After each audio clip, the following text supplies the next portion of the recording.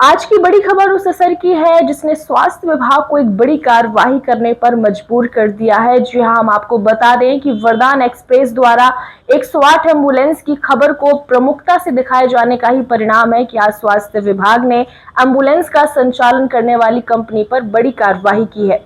नमस्कार, मैं हूं खुशी करवरिया और आप देख रहे हैं वरदान एक्सप्रेस।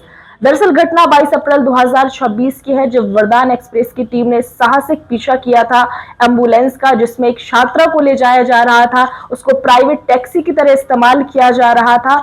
आज उसी एम्बुलेंस चलाने वाली कंपनी पर स्वास्थ्य विभाग के द्वारा बड़ी मात्रा में जुर्माना लगाया गया है। क्या है पूरी खबर, जानेंगे विस्तार से, पर रुकेंगे एक ब्रेक के लिए।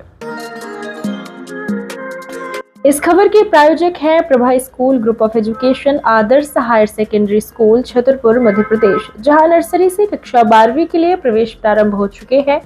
यहां बेहतर अध्ययन अध्यापन के साथ spoken course, library, practical lab आदि सुविधाएं उपलब्ध है। तो एडमिशन के लिए आज ही संपर्क करें स्क्रीन पर दिए गए नंबर्स पर।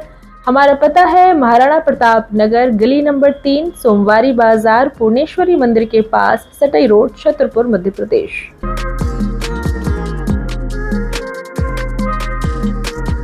आपको याद होगा कि छत्रसाल चौराहे से जब एक एम्बुलेंस मरीजों को ले जाने की बजाय एक युवती को बैठाकर ले जा रही थी, तब वरदान एक्सप्रेस ने पीछा किया था। महोबा रोड बाईपास पर ग्रामीणों की मदद से जब गाड़ी रोकी गई तो सच सामने आया।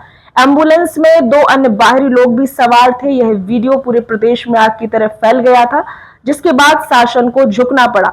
बिना यूनिफॉर्म के एम्बुलेंस में मरीजों की जगह छात्राओं को सैर कराने वाले पायलट को तत्काल प्रभाव से सस्पेंड कर दिया गया था और अब उसका संचालन करने वाली प्राइवेट वेंडर कंपनी पर 2,22,133 रुपए का भारी जुर्माना लगाया गया है। एक तरफ सरकार बेहतर स्वास्थ्य सुविधाओं का दम भरती है, वहीं दूसरी तरफ छतरपुर में एम्बुलेंस को प्राइवेट टैक्सी की तरह इस्तेमाल किया जा रहा था। 2 लाख रुपए का जुर्माना तो लग गया, लेकिन क्या उन मासूम नवजातों और गर्भवती महिलाओं की जान सुरक्षित है जो इन कचरा बन चुके एम्बुलेंसों में सफर करने के लिए मजबूर है? इस कंप्लेंट कार्यालय को मिली थी। इसमें सीएमएचओ सर द्वारा एक कमेटी गठित की गई थी, जिस कमेटी ने उस ड्राइवर को अपने बयान के लिए यहाँ बुलाया था।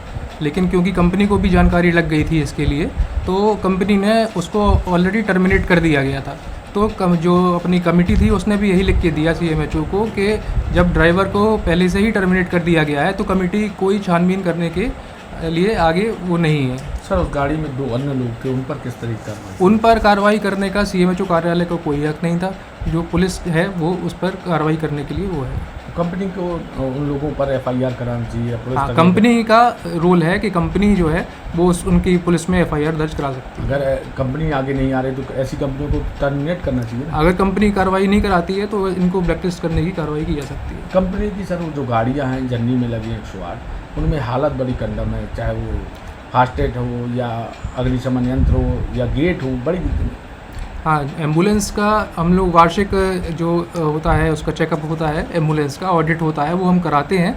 और तो गाड़ियों में जो भी कमियां निकलती हैं या ड्राइवरों में जो भी कमियां निकलती हैं तो उससे हम कंपनी को अवगत कराते हैं, जिससे वो उनकी रखरखाव और मेंटेनेंस किया जा सके गाड़ियों का। अगर लगातार मेंटेनेंस नहीं करवाते, अगर गाड़ियों को मेंटेन नहीं कराया जाता है तो हम लोग अनुशंसा करेंगे कि उन गाड़ियों को सर्विस से हटा लिया जाए। या कंपनी को टर्मिनेट कराने का भी नहीं, अगर वो नहीं हटाते हैं तो फिर कंपनी को ब्लैकलिस्ट करने की बात होगी। अगर कंपनी सुधार कर लेती है तो अच्छी बात है। सर, जैसे उस दिन भी घटना हुई तो उसमें भी ड्राइवर बिना यूनिफॉर्म के था और लगातार अभी भी जो गाड़ियाँ चले बिना यूनिफॉर्म के चल रहे हैं। कंपनी को आदेशित किया जा चुका है ऑलरेडी कि जो ड्राइवर हैं वो एक निर्धारित यूनिफॉर्म में रहें। अगर उनकी तरफ से लापरवाही बरती जा रही है तो सीएमएचओ कार्यालय उन पर कार्रवाई जरूर करेगा। साथ ही साथ जो एम्बुलेंस कंपनी है उस पर भी पेनल्टी लगाई गई है। लगभग 2,22,000 की पेनल्टी जो है वो स्वास्थ्य विभाग की तरफ से लगाई गई है और गाड़ी सीज भी की गई है। दरअसल इस पूरी खबर के दौरान कई खुलासे भी हुए हैं। जो ये एम्बुलेंस है, इनमें कचरा का अंबार लगा हुआ है, जिसमें गर्भवती महिलाओं को ले जाया जाता है। वो किस प्रकार से इसमें सफर करती होंगी।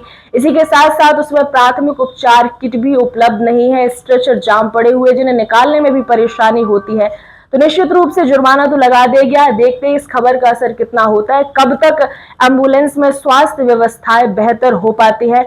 वरदान एक्सप्रेस लगातार 108 एम्बुलेंस की खबरों पर अपनी नजर बनाए हुए है। कब तक ये व्यवस्थाएं सुधरती है, कब तक स्वास्थ्य विभाग इन लापरवाहियों को दूर कर पाता है, प्रत्येक अपडेट के लिए हम आपको सजग करते रहेंगे, आपको जानकारी देते रहेंगे। आप भी जुड़े रहिए हमारे साथ लगातार वरदान एक्सप्रेस के साथ। जो भी आपकी राय है हमें कमेंट सेक्शन में जरूर बताएं।